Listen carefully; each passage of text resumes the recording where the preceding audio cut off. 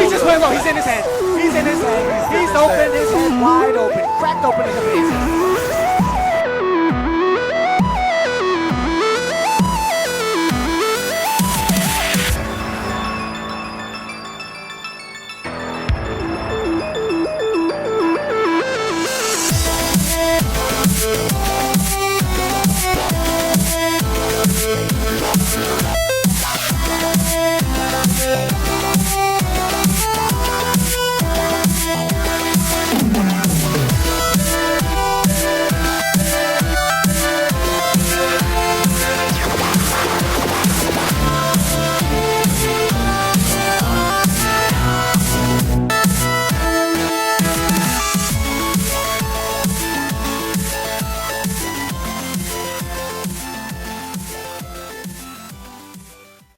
Hey, what's going on, guys? It's Mario Man 100 back in another episode of How's My Team. We've got a huge week to talk about, so let's just get on with it. We've got Liverpool in Champions League against Galatasaray. We've got them against Tottenham in the Premier League. We've got the Wanderers up against Brisbane Roar. We've got the Titans in Queensland for the first time against a Queensland opponent in the Dolphins. We've got the Giants up against one of their rivals in the Western Bulldogs. We've got everybody. We've got other miscellaneous stuff. We obviously got the Cubs. We've got to talk about obviously the Australian women's like the Matildas in their Asian Cup games as well. World Baseball Classic with Australia. We're going to talk about a whole lot of stuff. So we're going to get started because holy shit, it's going to be a long episode. At least I feel like it's going to be, and especially the last few episodes have been like over an hour. I feel like this one's going to be just as long, if not a little bit longer than the last couple. So let's get on with it. So Friday morning, I could have recorded this yesterday, but was a bit busy yesterday, so I'm recording it today, or at least starting the episode today. So we're in Champions League. We're in the round of 16. Galatasaray versus Liverpool, and Galatasaray has the advantage going into the second leg, going to Anfield with a 1-0 scoreline. So Liverpool did lose. It was 1-0 at halftime. In fact, they actually scored in the 7th minute. It could have been 2 goals. There was a handball in the 72nd minute. So pretty unfortunate from Liverpool. I think the pressure was good in this game. It wasn't fantastic. In fact, they actually did have more possession, more shots on target as well, but obviously it was not accurate or as accurate in front of goal as they could have been. Obviously, they didn't get on a score sheet.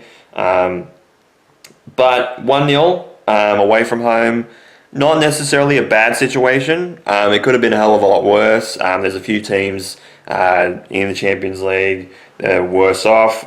Tottenham is one of them. They're down 5-2. Chelsea is also down 5-2 against Real Madrid. Real Madrid 3-0 in front of Manchester City. Chelsea's down 5-2 against Paris Saint-Germain.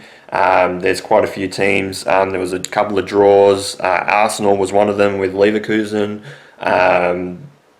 Newcastle was the other one. But every single Premier League team in the Champions League did not win any of their games in the first round, the first leg of the round of 16 games, I should say. But Liverpool in a good state of mind. It's only 1-0. I think actually they're the best of the results. I think a lot of them were more than 1 goal. If not, I think there might have been one other team in the 6 teams that obviously are left from the Premier League sides in the Champions League that I think is down 1.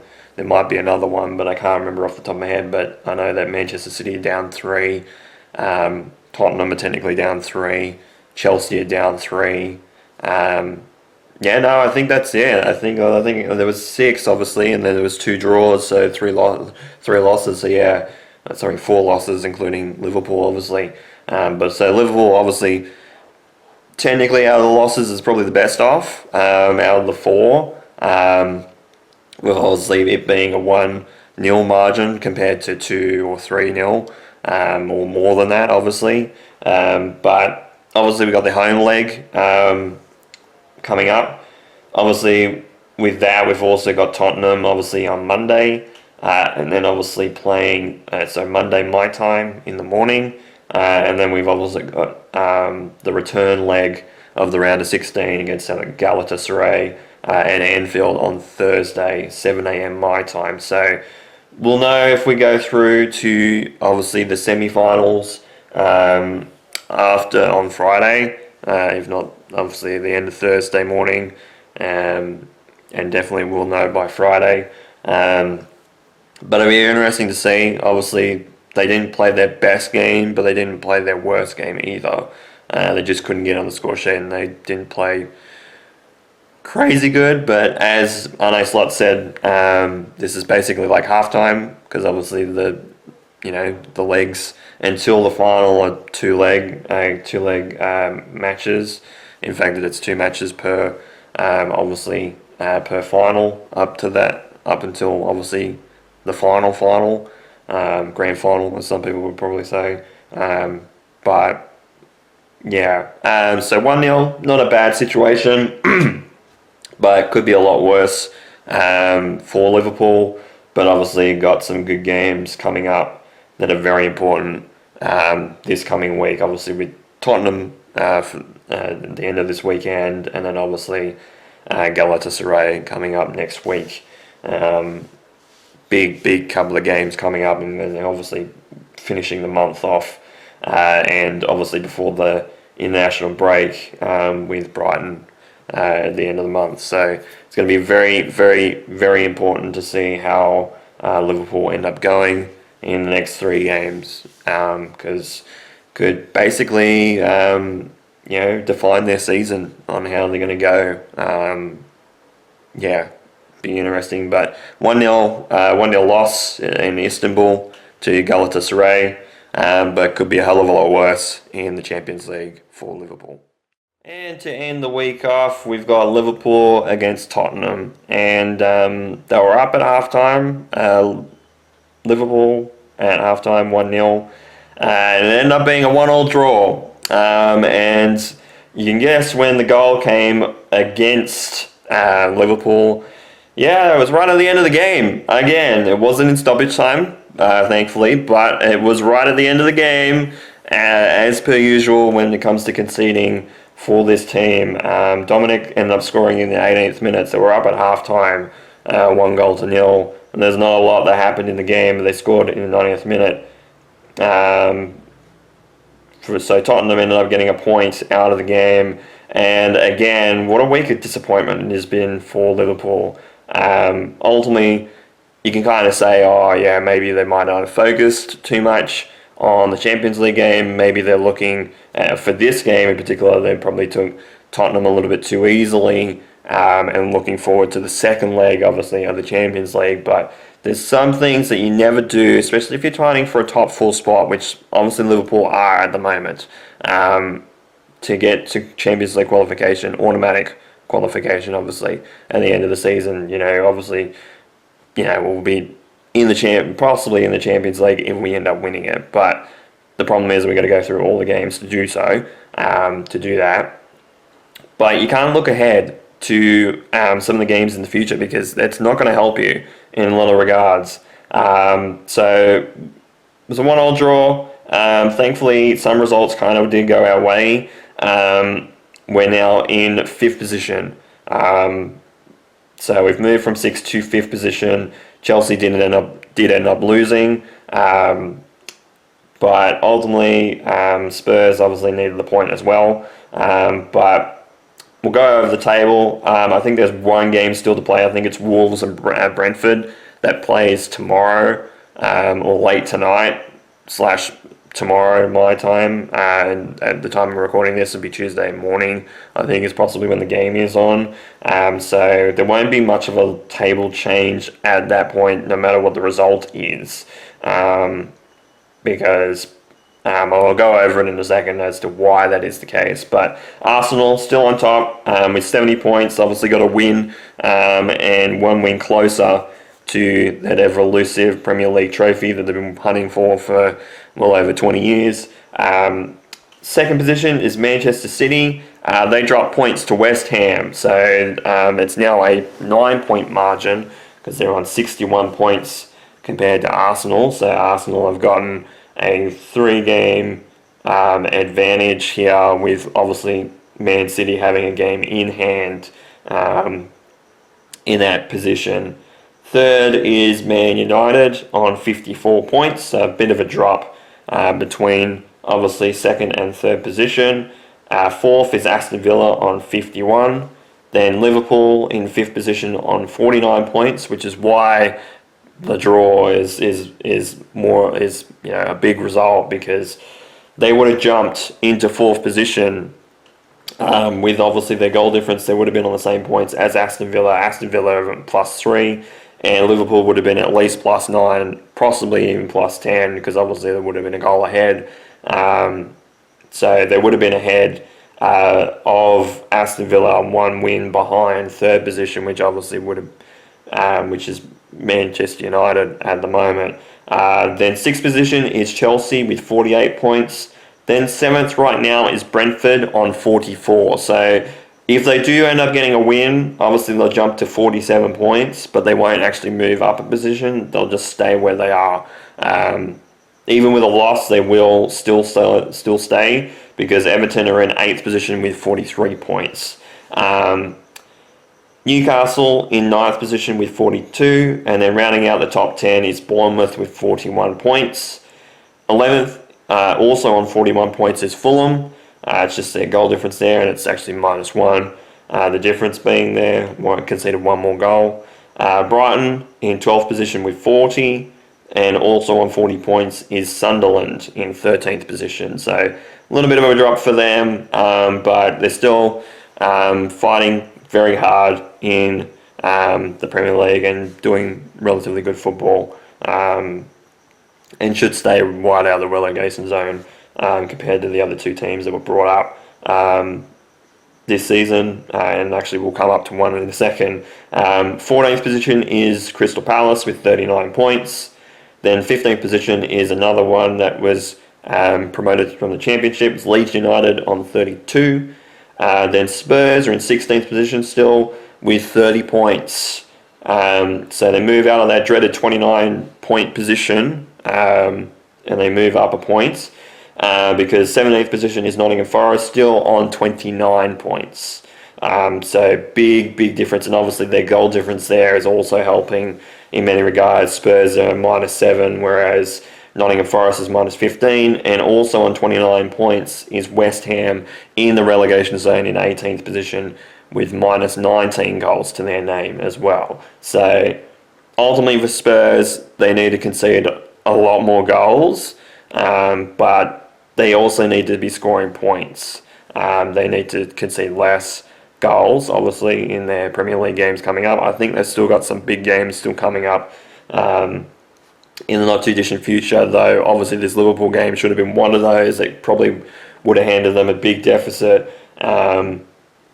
But yeah, West Ham in 18th position. 19th position on 20 points is Burnley, and 20th position is Wolverhampton Wolves on 16. So even if Wolves end up winning against Brentford, they will only move up to 19 points, but they will be 1 point behind Burnley in terms of the Premier League table if they do win. Obviously, this video will be up after the game gets played, but obviously don't want to end up putting this up late, so that's why I'm going over the table now. But our next fixture is obviously very important. Thursday morning, my time, we have the return leg of the Champions League, the second leg of the round of 16. Galatasaray obviously coming to Anfield, obviously down 1-0 in that regard in the Champions League, so hopefully a big result coming for Liverpool. And then on the weekend, on Saturday the 21st, is Brighton, or late Saturday my time. It's actually 11:30 at night on Saturday for Liverpool. Actually, I'll be up for that game because I finish I close on that night in terms of at work, so I'll be up around the time that this game plays. So yeah, But interesting week for us. Obviously, Champions League round of 16. Obviously, we've got to at least score 2 goals or more to win the game and win the double legs to get through to the semis. And then obviously Premier League football, we need points in the Brighton game. And especially 3 points would be lovely. Then obviously there's a break in between that and obviously the FA Cup with Manchester City. We ended up getting the quarterfinal, and that's at Etihad as well. So Man City will be at home for that game in particular. So it's going to be a very, very, very big game. And there's a lot of big games coming up for Liverpool after that. You got Fulham, then you got the Merseyside derby, then against Crystal Palace, which I know Crystal Palace are down near the relegation zone a little bit, but obviously Crystal Palace have had the nick over Liverpool as of late in a lot of competitions, including even the Premier League fixtures that they had the last couple of years. So bit of a bogey side. Then after that in May, it's Manchester United, Chelsea, and Aston Villa, and then followed by Brentford in the last game of the Premier League season. But that's 3 teams that are fighting for the top 4 in that May month slot. So that is not an ideal situation for Liverpool to be in. But again, playing the best teams at the end of the season could define Liverpool's season. If they get into a top 4 position, they got to win at least 1, if not 2 of those games, if not all 3 of them. Because any team that is in that position right now, whether it's Manchester United, whether it's Chelsea, whether it's Aston Villa, they're going to be all fighting for a top 4 spot and trying to make sure they have Champions League qualification next season. But yeah, big week. Obviously, Brighton on the weekend, Galatasaray during the midweek, obviously Champions League during midweek, Premier League at the weekend. Huge week for Liverpool. Alright, Saturday morning when we're recording this part, but we have the Wanderers men. Obviously they played last night against Brisbane Roar away from home, and it ended up being a 2-2 draw away from home for the Wanderers. And the Wanderers actually led pretty late in the first half. In fact, they actually were in front at the end of the first half. It was 2-1, so they ended up not scoring in the second half. They were defending again. And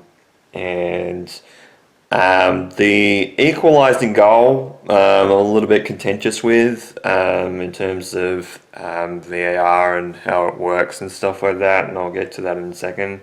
But Brisbane scored in the 5th minute to start the game, so that was already a great start. When I was at work, I was like, really? They scored this is a team that hasn't scored that well at all, and in fact actually is the worst scoring team in the competition right now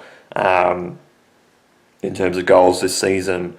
And they score in the first 5 minutes after, against the Wanderers team that, yes, they're at the bottom compared to Brisbane Roar, but obviously the Wanderers have actually scored a lot more goals this season. I'm like, that's a great start to the game. Brandon Morello did score the equaliser in the 35th minute. Then in the 4th minute of stoppage time in the first half, Krayev scored to put us up 2-1. And then Brisbane scored in the 74th minute. Though I will say, originally it was called offside. Originally when the ball went in the net by the linesman. They went to a VAR check. They went to a VAR check for about 3 minutes during the game and concluded that it wasn't offside, so it was an equalising goal. And that's the thing that I got to say, when it comes to VAR, and I've even seen the footage of the VAR call and 1, how it's ended up, and 2, even the images that they used for the offside ruling, is that with VAR, with offside with that technology, they will draw lines between the defender and the attacking player and show where they are offside. And a lot of the time now, especially with the Premier League, you see it more in the Premier League as an issue, is that it is a situation of a body part that might not necessarily be like the foot, but might be like a hand, a finger, something of the sort, that's in front of the defender, and they will call offside for that on VAR and disallow goals. And we've seen it like I said, in the Premier League. We've seen it a bunch this year, this season in particular. Obviously, we've seen it in previous seasons, but like this year, we've seen a few that have gone like. You look at it, kind of egregious, but like when they've actually checked it and actually shown it, it's like, oh, okay, like if they're consistent with that call, then that makes sense. And for the most part, they have been consistent in terms of like just any body part being offside if it's in front of the defender when the ball has been kicked to an attacking position. In terms of this particular instance, there's two things that stand out. The referee has a call, obviously, whether it's a goal or whether it's offside. Obviously, in this case, it'd probably be offside if he's trusting his linesman. And what VAR have to do is that to confirm the goal compared to not confirming it and confirming it as offside, is they've got to have sufficient evidence to overturn that decision. And we've seen it obviously in the NRL as well. With the bunker. We've seen that before in the fact that there's calls that go through the bunker that sometimes you're going to have you got to have sufficient evidence to overturn the decision, especially with like the captain's challenge and things like that as well. And from the pictures and from the footage, I mean, they spent 3 minutes on this, so they looked at it for a long time. So that's the first thing. It's like, well, if you don't know what it is, around like if you're looking at it for that long, you're just looking for something, basically what it feels like at that point. And in that instance, it's very, very difficult to take when the evidence they even put on the screen is not conclusive at all. In the fact that they're saying, oh yeah, he's behind the defender. It's like, well, you haven't got the attacking lines, line on there. And two, even from the footage that you see, it looks like that his kneecap is over the line, like over the defender's boot line, which a lot of people will say, have said, oh no, well, it's the defender's foot has actually kind of put him onside. The kneecap looks like it's gone out forward, and it's actually more in a natural. It's not the fact that it's not in a natural position. It is in a natural position. And if you're going with a leg, it's most likely going to be longer than a person's boot, and it's going to come out that far. You can't have your knee not go that far because, I mean, you're going to fucking break a knee. So a little bit hard done by it. I know I say that as a Wanderers fan, and I've probably got a little bit of bias in that, but even just watching it, if I was watching it as a neutral fan, even as like a Sydney FC fan, which obviously a lot of Sydney FC fans hate the Wanderers, I think even if I looked at that as a Sydney FC fan, I'd be saying, well, hang on a minute, that doesn't look right. As much as I'd be laughing at the Wanderers, obviously, for conceding a goal again, to have a situation of being in the lead, to lose the lead, I would still say, well, you shouldn't be looking at it for 3 minutes, and you shouldn't be looking at it, one, for that long, and two, it looks like even from that, the evidence suggests that it's not as conclusive a call as it should be, but that's just me. That's my take on it. Just looked like to me that the kneecap was further than the boot. If that's the way because they've been measuring it a few times, even in the A-League, where it's somebody's hand or finger or like a toe from a boot has gone offside, and they've called it as offside. Even with a VAR check, they've called it offside. So I don't know why this is the exception to the rule, it feels like, but, get hard done by it. 69% possession to the Wanderers ahead of Brisbane Roar, so he did pretty well in that regard. 23 shots in the game compared to 11, but 4 shots on target, so that's a lot that's been missed. So 17% shooting accuracy, 7 shots on target for Brisbane Roar. In fact, they were actually pretty pretty brutal when it comes to like the first half, especially after they scored the first goal. There could have been like a couple of goals ahead. Now with that draw, thankfully, the Wanderers do move off the bottom of the ladder. They do move into 11th position.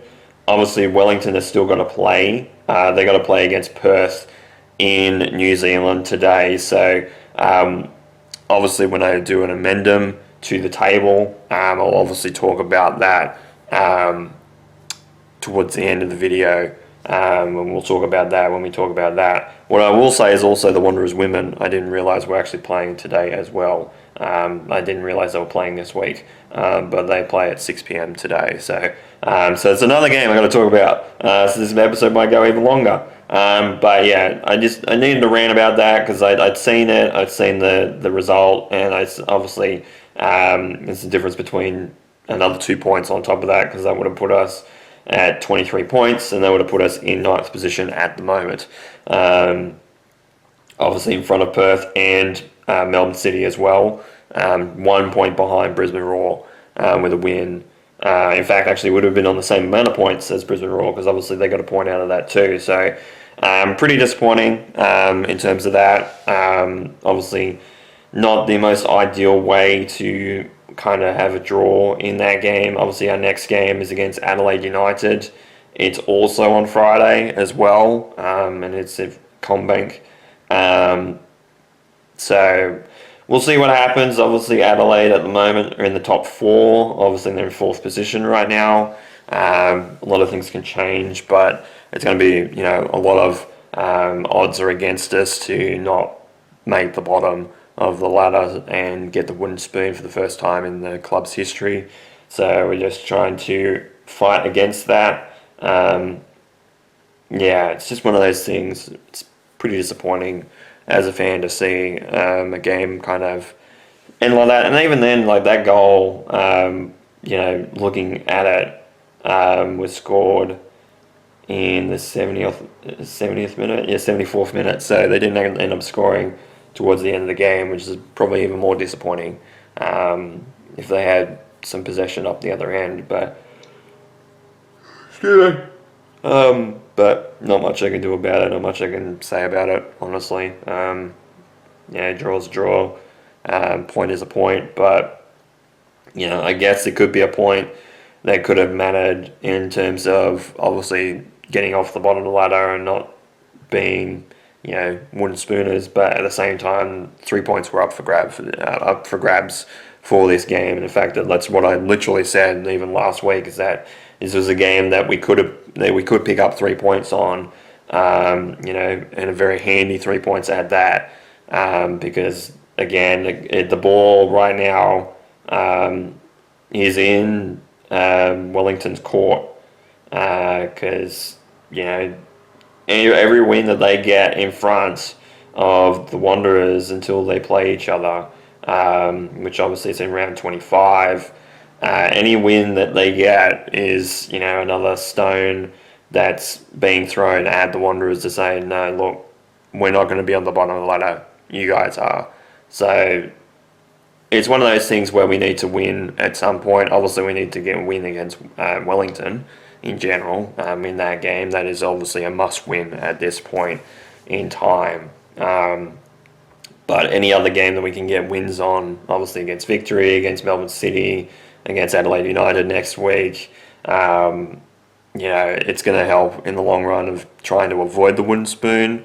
But if we get it, we get it. And to be honest, in the way that they've played for a lot of this season, I feel like that they kind of deserve the wooden spoon. Because they've been very, very average at best a lot of this season, and that's saying a lot. But 2-2 draw, Brisbane Roar away from home for the Wanderers men's team. Obviously we'll talk about the women a little bit later on as well. So more to add to this video, which is going to be long as in general. And we go from one Wanderers team to another. It's Sunday morning, and we go to the Wanderers women, who I completely forgot they were playing this week, obviously with the Asian Cup the women's competition, obviously, with the Matildas and that. Kind of forgot that the A-League was still going on in terms of the women coming back this week towards the finals. So went up against Melbourne Victory away from home, and it was a 1-0 loss for the girls, but ultimately they played relatively well. In terms of possession game, it was 52% for the Wanderers, 48% to the Victory, and they had quite a few shots on goal as well. Victory had 17, Wanderers had 13, though in saying that, Victory had 5 shots on target compared to the 1 single shot from the Wanderers, so that was a measly 8% shooting accuracy on target, whereas 29% for the Victory. But in saying that, they kept the pressure on the Wanderers. There was a few chances there that were gone begging, but Victory did score in the box in the 57th minute, not off penalty, I don't think. I think it was just a low shot in the box. A few bits of congestion for Victory to give them the victory. Sorry about the pun. But ultimately, I feel like that they played relatively okay, considering they'd had a couple of weeks off. There was a few things going on with this team as well. But in saying that, they're still off the bottom of the ladder. They're not on the bottom, thankfully. They're still a point ahead of Sydney FC. Obviously, there's a couple of games to go in the women's competition. Melbourne City and Canberra United, and then the catch-up game for round 4 with Melbourne City playing on Wednesday as well against Adelaide United.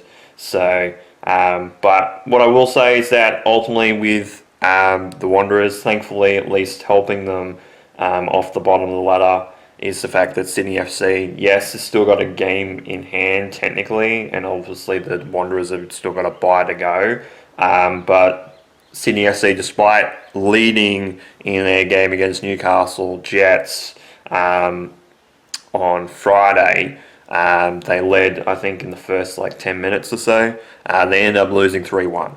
So it's another 2 goals added to their that they've conceded. So they're at -10 right now. The Wanderers, unfortunately, are still at a situation where their deficit is a little bit bigger than Sydney FC. In fact, they've actually scored only just 1 more goal compared to Sydney FC at this point in time. So it's 16 goals for and 32 goals against. So when they've lost, they've tended to lose pretty heavily, especially at the start of the season. That might kill us in the long run in terms of leading into obviously the rest of the season, obviously leading into the race for obviously the wooden spoon in the women's competition. Obviously with Sydney FC still having that game in hand, even if they get a point out of it, it's a bit of an issue in terms of that. But ultimately they play relatively okay. I feel like when it comes to the Wanderers, there's a few things obviously that are going to happen. Obviously play Melbourne City at home on Sunday. Big game because obviously that's against the team that's at the top. Right now, obviously that Canberra United game is very interesting because obviously it is first versus fourth. But if Canberra United do win that game, they'll jump up to tie Melbourne City with 30 points. Since Canberra United are on 27 right now, Melbourne City on 30. Adelaide United obviously on 29 points, so it's obviously top of the table clash as well. With them coming up on Wednesday if Canberra United do not obviously win their game today.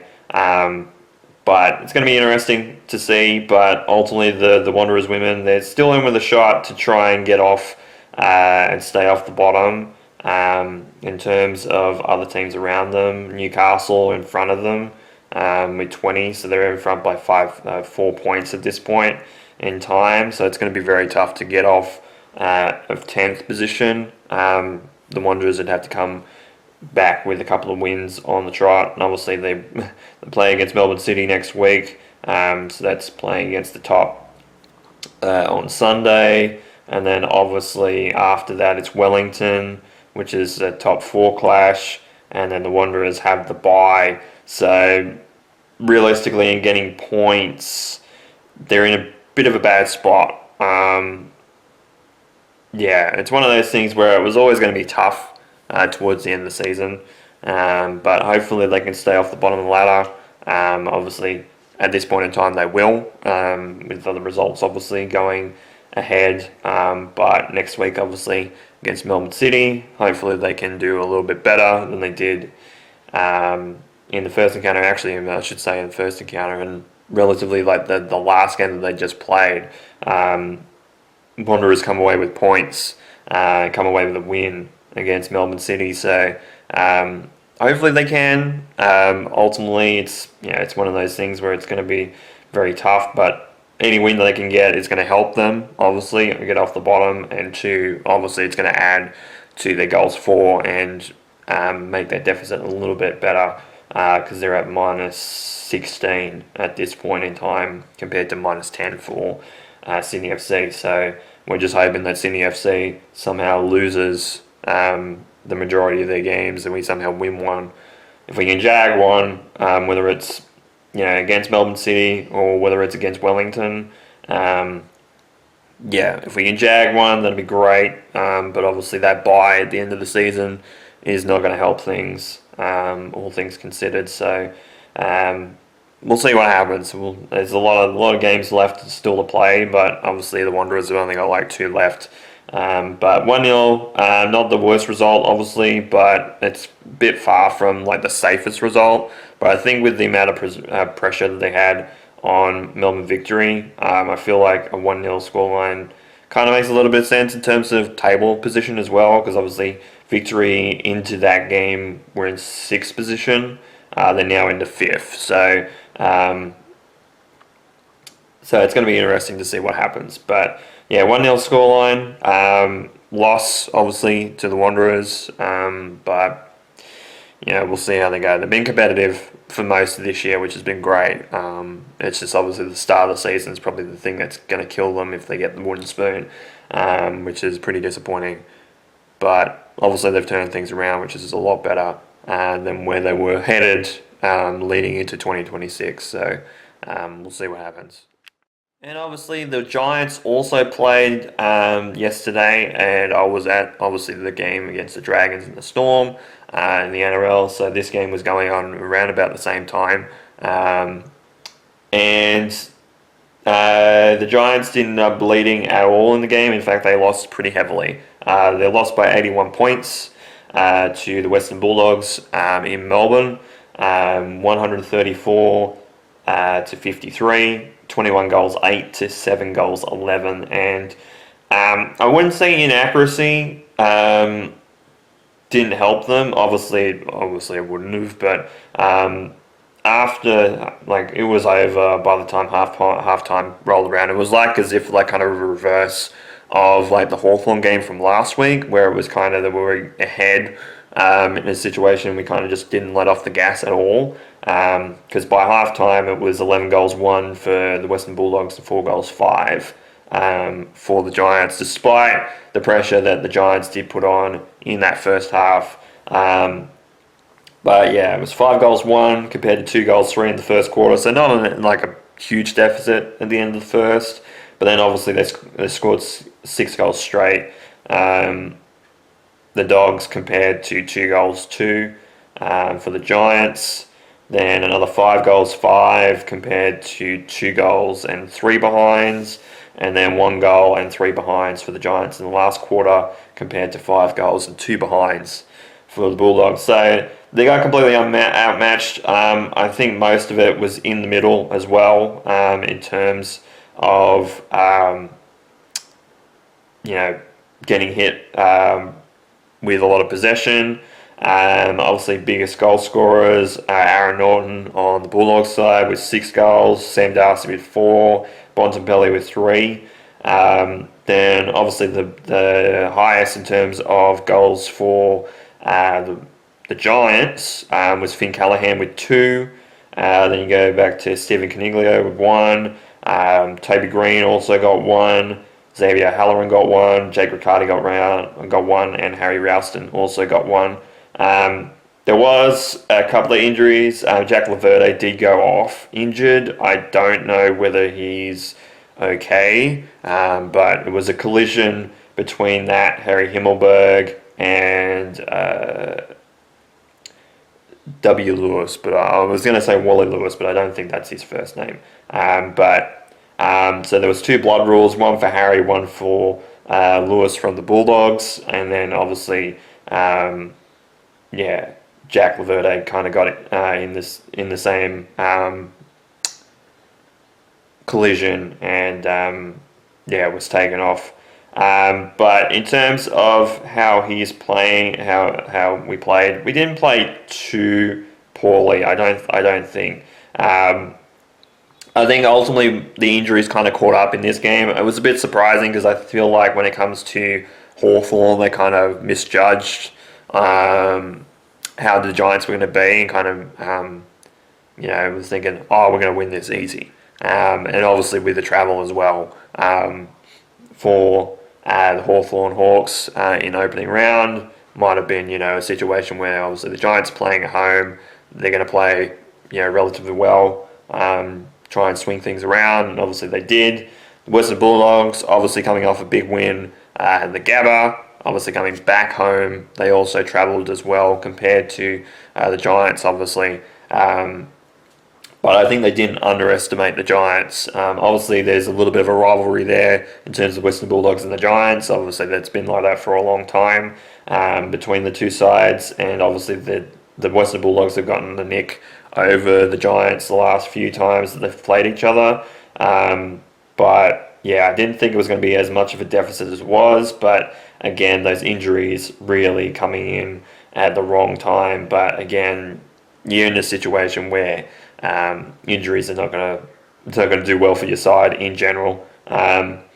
So ultimately, at this point, the Giants dropped to 8th position. Obviously, they can drop further. Obviously, with other games still to play at this point, I'll give you an updated table later on. Later on in the video, but we'll say obviously their next game, obviously at home against the Saints. Would love to go to this game because obviously the Saints are going to turn things around. Obviously, I think the Saints play today, actually. But would love to go to this game, but I'm working, obviously, with my contract the way it is. So ultimately, I'd be off for the Collingwood game, then the Richmond game, then North Melbourne, then Essendon. I think Essendon game, is probably the one that I could go to, which would be the earliest one that I can go to. Then obviously one against Brisbane Lions, which is obviously going to be very interesting at that point of the season. Then the bye, and then Carlton. That's another game I can go to. Then the Dockers. Then obviously the return leg for Essendon. Then Port Adelaide. Then the Eagles. But it's just one of those things where I'm just going to work out, obviously, my membership, obviously, because I haven't paid for that yet. And two, I've also got to work out which games I want to go to. But obviously, when it comes to a lot of the games, it's not going to be probably as exciting. But yeah, obviously the Giants, in 8th position, on top of Carlton and Richmond at this point in time. Obviously, in terms of games they're still going to play, Melbourne are going to play one, North Melbourne are going to play one, Port Adelaide are going to play, and West Coast are also going to play as well. Percentage 76.4, so heavy loss. Following a decent sized win, it's going to do that. The Western Bulldogs percentage 154.1, but obviously 2 games played at this point for them.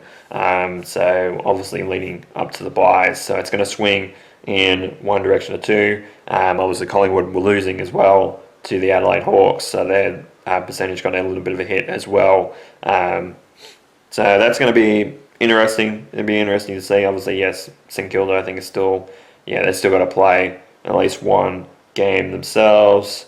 But yeah, there's a few teams that still got to play. There's 6 teams that are going to play at this point. The Suns being one of them as well. So not a great game obviously it's not one that we kind of want to dwell on too much, but obviously they're probably going to have to look at it anyway to say, oh, what happened, and most of it will probably be in the midfield, I would assume. But hopefully they can do better against Secunda at home next week on Saturday. But yeah, 81-point loss to the Giants, to the Western Bulldogs. Yeah, not great. Alright, now it's Monday morning. We're going to finish up this video. So we'll start with the Titans. They went up against the Dolphins at Suncorp Stadium in Queensland. First battle of Queensland for the season against any of the Queensland teams. Obviously that means it's the Broncos, the Cowboys, the Dolphins and the Titans obviously being involved in that. And it was the Titans that went down in basically a heartbreaker in 18 points to 14, the Dolphins over the Titans. The Titans actually ended up scoring first and actually scored pretty much all their points first. They ended up with a penalty shot in the 9th minute. Lachlan Ilias converted that.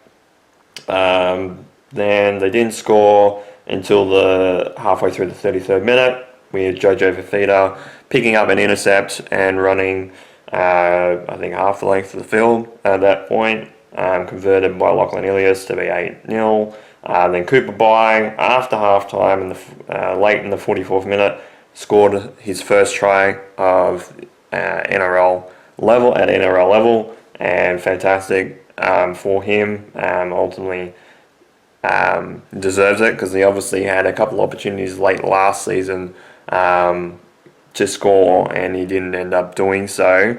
He was very unlucky that he didn't end up scoring. So so he's got points on the board. That was converted as well, 14-0.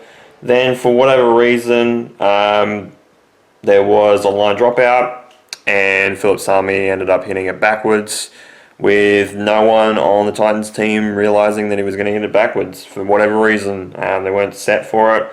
Then the Dolphins scored off that mistake, making and converted to 14 points to 6. About halfway through the 52nd minute, they scored again in the 67th minute, very early. Jay Gavarello was converted to 14-12. Then on a bomb, Hamaso Tabuai Fido ended up out jumping Keanu Kinney on a bomb. Scored relatively early in the 72nd minute and converted to be 18-14. It's a few errors on the docket, and Vilasami I think ended up throwing the ball over the sideline or passing it over the sideline. Pretty disappointing. They played relatively well, considering the first half especially. The possession did flip 51% to the Dolphins, 51% to the Dolphins, 49% to the Titans, but the completion rate 4% better for the Titans, 80% compared to 76%. Though a lot of that was the second half really coming into play, because Titans had like 90% completion rate, and the Dolphins I think had like 40 or 50 very early on. It's pretty disappointing considering that they led, and it kind of falls into a habit of having a lead and then losing it all over again. And it could stem back right to obviously the short dropout. Despite being up 14 points, go for a short dropout, which is something that you apparently were set on but weren't set on, because Philip Sami obviously got Lachlan, whoever kicked the line dropout, which most likely was probably Lachlan Ilias, set that up in a perfect way, kicked it obviously to a short dropout. Philip Sami was open to it, because obviously he was the one that batted it back, but nobody else seemed like they were paying attention to it at all. And being up 14, I understand you're trying to gain possession, especially with, you're trying to keep the momentum on and trying to keep possession of the ball, but go long. like, what is the issue of going along and trying to depend on your defense for it? Which, at this point, most of this game, the reason why it was relatively low scoring and very close to begin with, is that both teams, including the Titans, defended really well for long stretches of the game. Ultimately, the Dolphins, they made a couple of mistakes. Obviously, one try obviously was off an interception. But they relatively played really well, especially in the first half, because they could have been blown out in the first half. There was a couple of tries that went begging for the Titans, and also, I guess, for the Dolphins as well in both halves. But the defense and Keanu Kinney, speaking on him, obviously, yes, getting outjumped by the hammer, but there's like 3 or 4 tries that he ended up saving himself, including a couple where he put his body on the line and almost injured himself. To save 4 or 6 points. So the defense is there. Like the defense, I can see the remnants of a good defense coming in after obviously the massive, and realistically the side that was there for the preseason, I could see with this team in a lot of elements, especially that defense. That defense, like again. I think the stat was, and I heard this through the press conference, this was the first time since July of last year that we had held a team under 20 points, which is insane to say because we didn't think that was arguably possible. I think July, I think that was like the Seagulls or something like that, if memory serves. But yeah, holding a team under 20 points, yes, again, we didn't score 20 plus points again, but I could see the remnants of this, and obviously it was more of a defensive effort from both teams rather than attack, because it was very scrappy and there was a lot of errors in this game, in particular from both teams, especially the Dolphins in the first half, and realistically the Titans should have been up by more points than 8 at half time, because it was 8 points to 0 at half.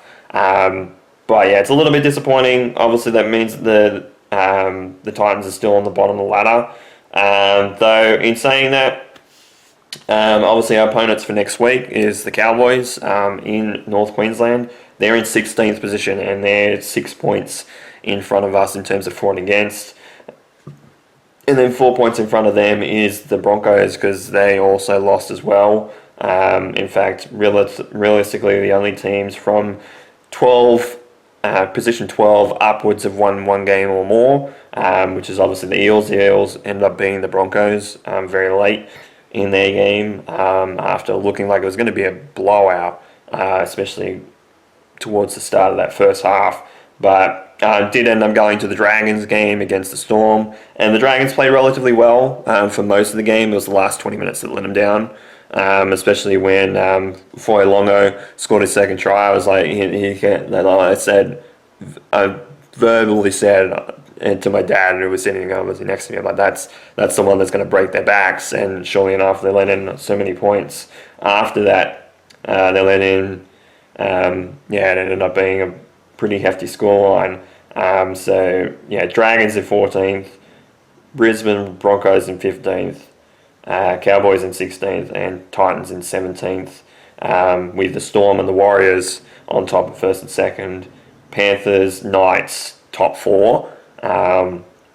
Then Tigers obviously have a big win against the Cowboys in 5th, Sharks in 6th, Rabbits in 7th, Bulldogs in 8th, Dolphins jump to 9th position, Roosters in 10th, Raiders in 11th, Eels in 12th, and Manly Seagulls in 13th. Though I'm surprised that they're only 13th, but again, it's saying that they did go to Golden Point in round 1.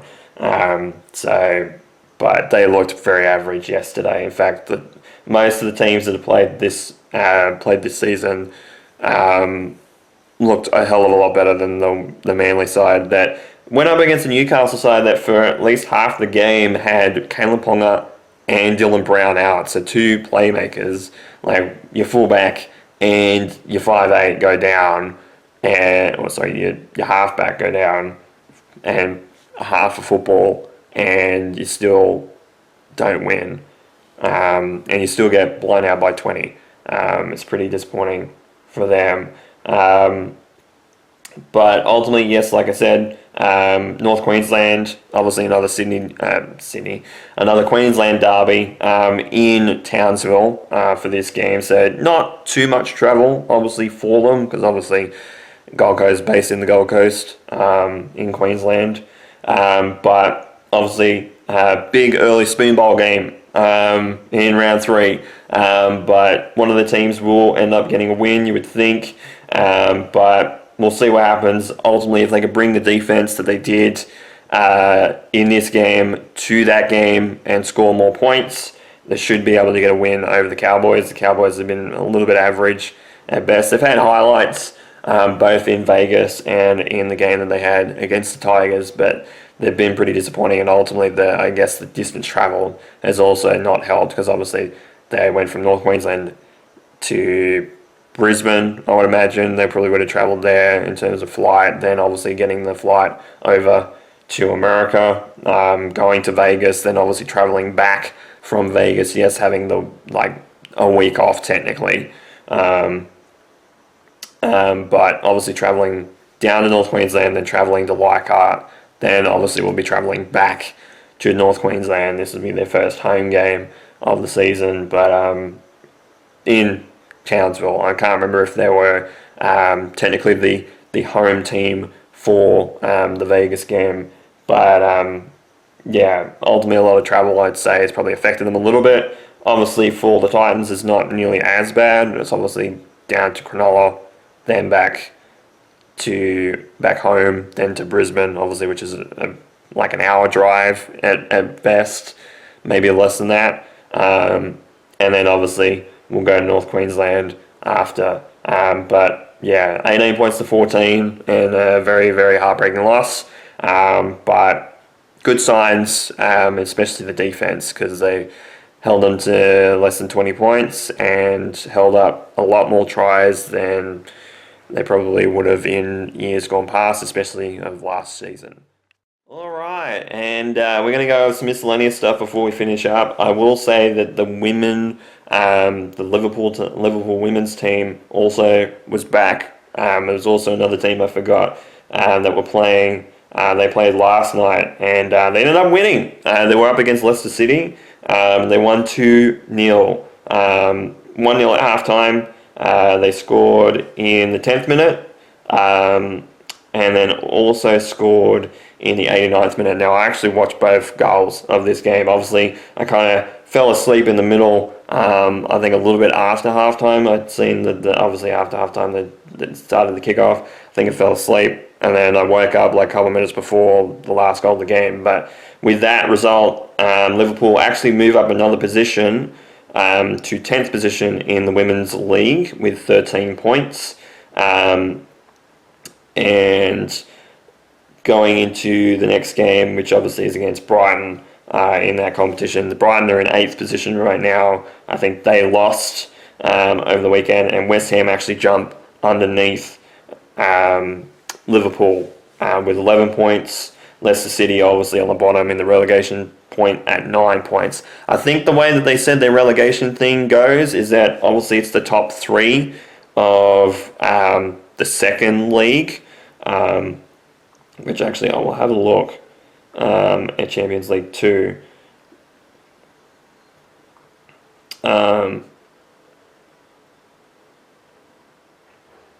Which is Crystal Palace, I think Bristol City and Charlton Athletic, I think are the 3 teams maybe that are fighting with Leicester City to jump in, I think. I think it's the way that they do it. It's a little bit, say like with the champions, with the championship and how they have the playoff for the last spot of promotion. Obviously with the Premier League, they have obviously 3 teams that get promoted. You have the top 2 teams obviously from the championship automatically going in. Then it's 4th, 5th, 6th, 3rd, 4th, 5th and 6th fighting for that last position of promotion in playoffs. And I think obviously that's expanding next season to 8 teams, I think so. It'll be 3rd, 4th, 5th, 6th, 7th and 8th. Maybe 9th and 10th, I'm not sure. I think it might go down to 8th and 9th. like 7th and 8th, fighting for a spot in the playoffs. I'm not sure, but ultimately Liverpool getting further away from that relegation point at the bottom of the ladder with a 2-0 win over Leicester City. Great result for the women, not a great result obviously for the men's. Obviously a big week for them coming up. What I will say with the A-League, because we'll give an updated table for that as well. The men are still on the bottom. Melbourne Victory ended up winning, so they jumped into 4th position. Dropped Adelaide United into 5th position, obviously on goal difference. 6th position, and then pretty much all the other teams around that position, when we talked about it the other night, are still the same. It's only just that Victory's jumped into 4th, and Adelaide's dropped to 5th position. As for the women, there wasn't too much change, although there is a 4-point gap on top between Melbourne City and Adelaide United. Obviously, Melbourne City ended up winning against Canberra United. Canberra United stay in 4th position, with the Wanderers still in 10th position. But every other team has not moved at that point. It's only just that Melbourne City have extended their lead on top with a win against Canberra United. So great for them in terms of regard for the table in that. Obviously, we go over the table in terms of the AFL, because obviously round 1 has been completed. So we can go over that. In fact, that's the fixtures, that's not the ladder. So Sydney are on top, then Gold Coast Suns, then Western Bulldogs, then North Melbourne. They ended up getting a pretty convincing win over Port Adelaide. They jump into 4th position, so that's crazy. 5th position, Adelaide Crows, then Hawthorn, then Melbourne. They won relatively, well, I was going to say a close one. I think it was a 13-point win for them over the Saints. Then rounding out the top 8 is Collingwood, and then rounding out the wild card spots, because obviously we had the wild card round this year, is Geelong in 9th and the Giants in 10th position. So obviously with Melbourne and with North Melbourne jumping in, as well as Adelaide obviously jumping into the top 8, that pushes a lot of teams down, including the Giants. Then Carlton, Richmond, Fremantle, St Kilda, Brisbane, Port Adelaide, Essendon, and then rounding out the 18 teams is West Coast on the bottom. Again, though, on percentage, it's actually relatively close against the bottom 3 teams. But again, it is round 1. So, there's a lot. From 11th up, obviously, that's teams that have won at least a game on the docket. So that means that Richmond, Fremantle, St Kilda, Brisbane, Port Adelaide, Essendon, and the West Coast Eagles have all not won a game so far. But yeah, very important that the Giants end up winning against the Saints. And ultimately, I feel like the Saints are a little bit exposed in the midfield. Despite obviously us having injuries in the midfield, I feel like we can expose them in the midfield, because that and some of the defense from the Saints was pretty bad in the game yesterday against Melbourne. They had a lot of vulnerabilities in defence. So I feel like if the Giants are on top, especially with them being at home, they could get on top relatively quickly against, obviously, the Saints. But we'll see what happens when it comes to that. As for the Cubs, we'll go over the Cubs as well. Before we do that, we'll say there was an own goal in the MacArthur game against Victory as well. So it's another own goal as well. And then Auckland FC ended up winning over Newcastle Jets, so that extends to their lead. Newcastle, their lead is only 1 point now compared to 4 points before the game. Now, one thing I will say, the Asian Cup, Women's Asian Cup, obviously I did say that Australia was through to the knockout stage. They won their quarterfinal. They won it 2-1 over PR Korea. So that means Australia are through to the semis, which plays on Tuesday. So it'll be the day before this video actually goes up. They'll be playing against China, China PR, and they'll play that in Perth. Then obviously the other semi-final will be Korea Republic versus Japan. So top four, and that means that with that, Australia actually qualify for the Women's World Cup next year in Brazil. So they're one of only two sides so far. Obviously, Brazil being the host nation, they're already confirmed to be in it. But yeah, now Australia is also in it as well. We'll go over the Cubs. The Cubs are actually still in play right now, but looking like they're going to lose again. Though in saying that, what I will say with the World Baseball Classic, Australia did end up getting knocked out, and I'll go over that in a second. But the Cubs won against the Mariners 7-4. The White Sox beat them 4-2. The Rockies beat them in the bottom of the ninth with a 2-run home run. So the Rockies beat them 4-3, and they're getting beaten 14-3 by the Dodgers right now. At the time of recording, though we'll see what happens with that. But as for the Baseball Classic, the situation was that yes, Korea did end up winning 7-2 against Australia. The problem is that with that it ended up being a tiebreaker. So they ended up actually going out on tiebreaker. Which was very disappointing. In fact, I think they've still got. Here we go. There's the news article. So yeah, considering that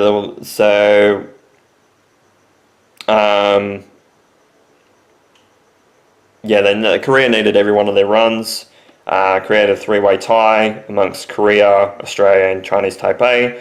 The run tiebreaker obviously went into effect, which obviously awarded Korea a trip based on its number of runs scored and defensive outs collected. So, yeah, if Korea won by fewer than 5 runs, which obviously they won by 5 in the 9 innings, Australia would have advanced instead of Korea into obviously the knockout stage. So, yeah. So even with a 5-run loss, they still could have, like a 4-run loss, they could have been in. But yeah, pretty disappointing. But obviously Australia wasn't expected to do crazy well, especially winning against Chinese Taipei, who obviously were 3rd in the world.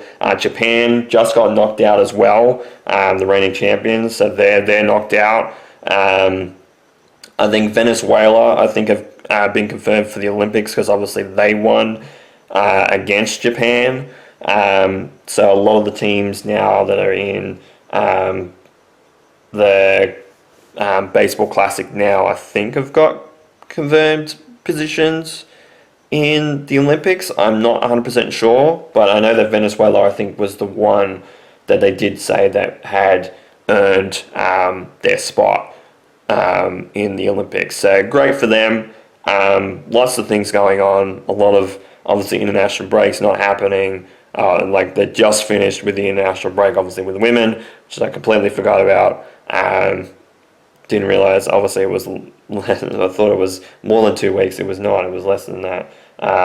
In fact, actually, speaking of the Cubs, just got a ground out. So it's 14 runs to 3, leading into the bottom of the ninth. So probably going to be a heavy loss for them again.